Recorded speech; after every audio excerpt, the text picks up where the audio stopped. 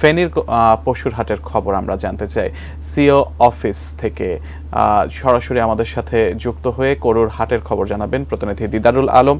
দিদারুল, ফেনীর আবহাওয়া সম্পর্কে শুরুতে জানতে চাই। এছাড়া আজকে থেকে তো পশুর হাট বসেছে, হাট কতটা জমজমাট মনে হচ্ছে আপনার কাছে?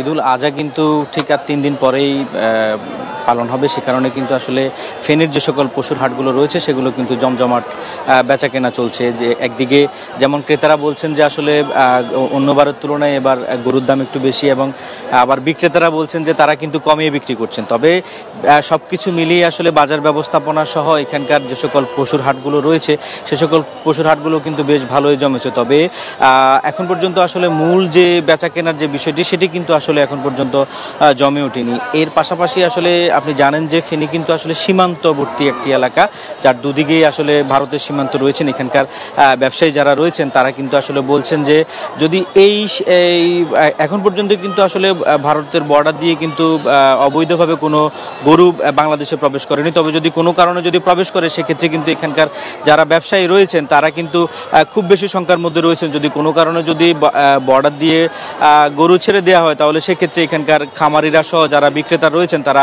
শঙ্কার মুখে পড়বেন বলে আমাদেরকে জানিয়েছেন। তবে আমরা এখানকার যিনি বিজিবি রয়েছেন তারা কিন্তু বর্ডার তারা অ্যালার্ট রয়েছেন যাতে করে বর্ডার দিয়ে কোনো গরু প্রবেশ করতে না পারে। তবে এইখানকার যে সকল গরু বাজারগুলো রয়েছে সেগুলো কিন্তু আসলে জমজমাট হচ্ছে আস্তে আস্তে। জি সিয়াম।